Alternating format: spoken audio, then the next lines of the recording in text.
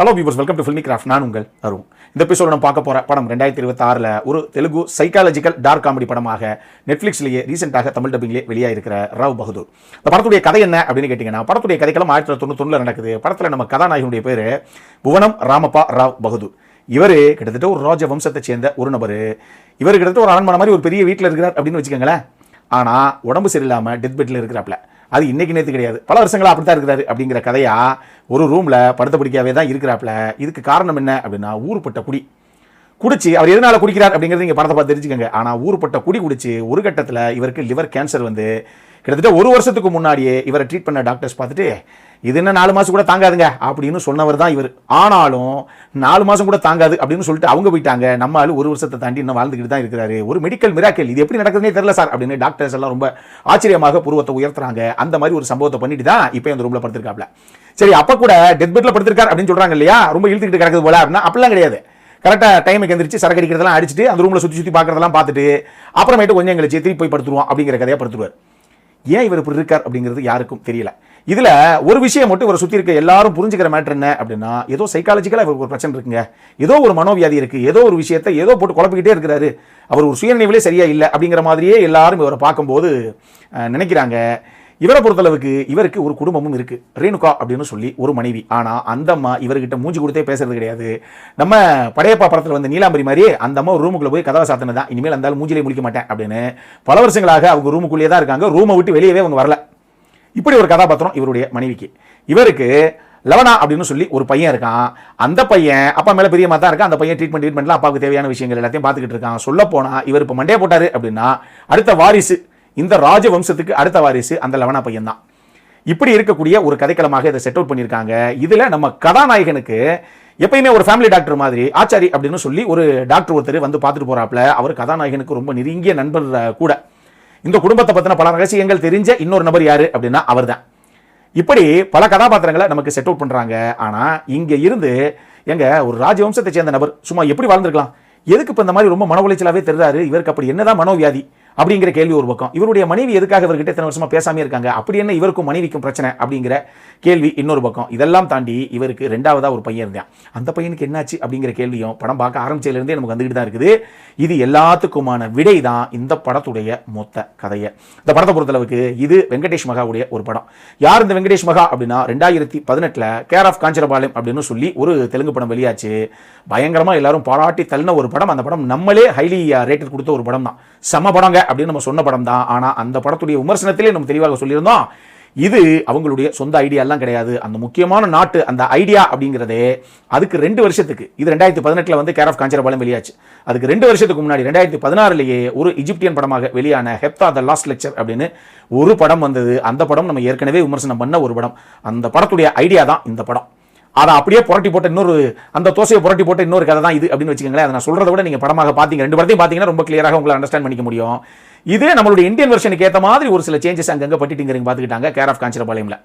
இந்த படம் செம்மையாக இருந்தது. ஈவன் இவங்க பண்ணது கூட ரொம்ப நல்லா இருந்தது அப்படின்னு நம்ம விமர்சனம் பண்ணியிருந்தோம். இப்படி படத்தை பிரசன்ட் பண்ண ஒரு இயக்குனர் கிட்ட இருந்து அவர் கூட ஒரு 2-3 படம் பண்ணியிருந்தா கூடவே அதுக்கப்புறம் இப்ப வெளியாகிற ஒரு படம் தான் இந்த ராவ் பகதூர்.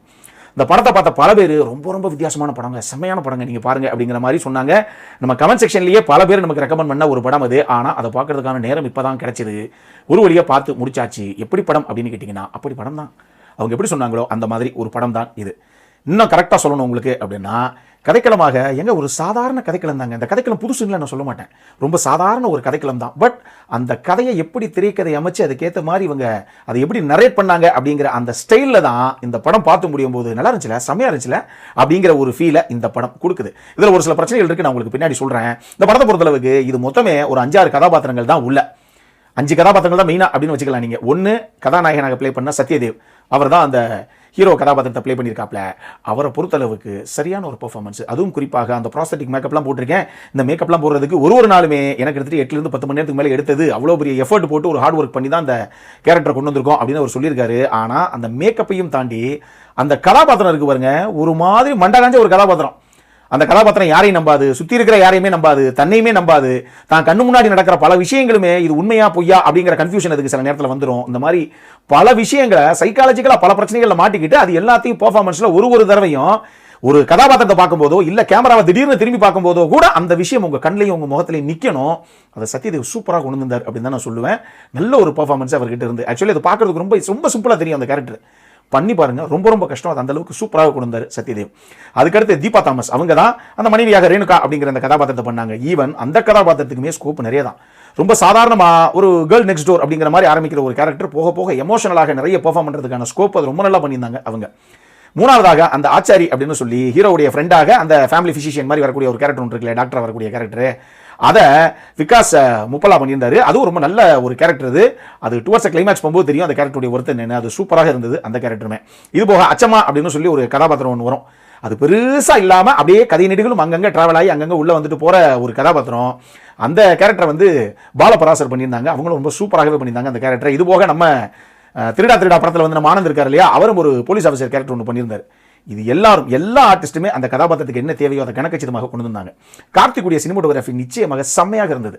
ஏன்னா ஒரு மொத்த படமே மோரார்லெஸ் 98% to 99% ஒரு அரண்மனை மாதிரி பங்களா மாதிரி ஒரு வீடு.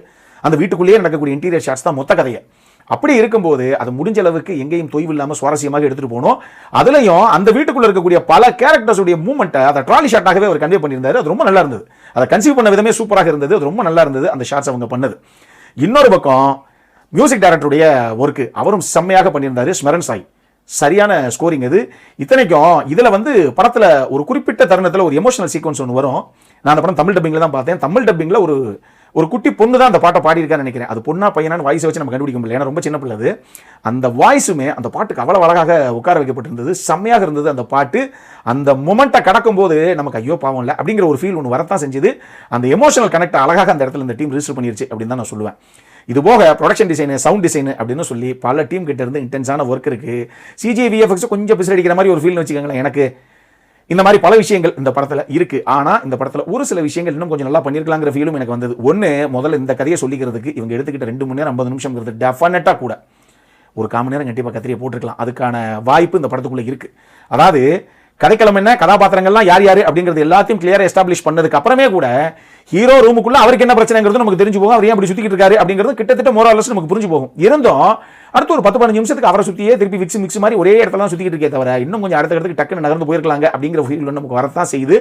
அந்த இடத்த கடக்கும் போது இன்பிட்வீன்ல கொஞ்சம் மெதுவாக உருட்டி எடுத்துட்டாங்க இந்த ஒரு சில விஷயங்களை தான் நான் சொல்லுவேன். மற்றபடி அடல் கண்டென்ட் அப்படின்னு இந்த படத்தில் எதுவுமே கிடையாது. தாராளமாக ஃபேமிலியோட பார்க்கக்கூடிய ஒரு படம். இந்த படம் எந்த மாதிரி ஒரு ஃபீலை கொடுக்குங்கிறத தெளிவாக இங்கே நான் சொல்கிறேன். கேட்டுட்டு போய் பார்க்கலாமா வேணாமங்கிற அந்த காலை எடுத்துக்கங்க. ஃபர்ஸ்ட் ஹாஃப் செகண்ட் ஹாஃப் ஓடிபியில் அப்படி கிடையாதுன்னு வச்சுக்கோங்களேன். ஓடிடியை பொறுத்தளவுக்கு ஒரே ஸ்டேஜில் தான் ஓடும் 2 மணி நேரம் 50 நிமிஷம். நீங்கள் முதல்ல ஒரு 1.5 மணி நேரம், அடுத்து ஒரு 1 மணி நேரம் 20 நிமிஷம் அப்படின்னு வேணா பிரிச்சுக்கோங்க. இந்த முதல் 1.5 மணி நேரத்தில் நிச்சயமாக கொஞ்சம் பேசியா போயிருக்கலாங்க. ஏன் இந்த அளவுக்கு உருட்டி எடுக்கணும், அதுவும் சொன்னதே அதுக்கு திருப்பி சொல்லணுங்கிற மாதிரி ஒரு சில கேள்விகள்லாம் நம்ம மைண்டில் வரத்தான் செய்யுது. ஆனால் செகண்ட் ஹாஃப்ல அதுக்கான பே ஆஃப் அட்டகாசமாக பண்ணிட்டாங்க. ஈவன் கிளைமேக்ஸில் கூட நம்ம எதிர்பார்க்காத ஒரு சில சர்ப்ரைஸ் எலமெண்ட்ஸ், அதை ட்விஸ்ட் அண்ட் டர்ன்ஸ் நீ வைக்கணும் வச்சுக்கலாம். அப்படி ஒரு சில சம்பவங்கள் உள்ள இருக்கு. எனக்கு இந்த படம் டெஃபினட்டா பிடிச்சிருந்தது.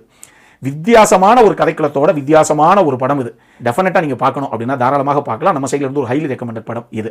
இந்த படம் உங்களுக்கு நெட்ஃபிளிக்ஸ்ல தமிழ் டப்பிங்லேயே அவைலபிளா இருக்கு. தமிழ் டப்பிங் ஓரளவுக்கு ரொம்ப சுவாரஸ்யமா சூப்பராகத்தான் பண்ணியிருக்காங்க. அதனால பார்க்கணும் அப்படிங்கிறவங்க சட்டு புட்டுன்னு பார்த்து முடிங்க.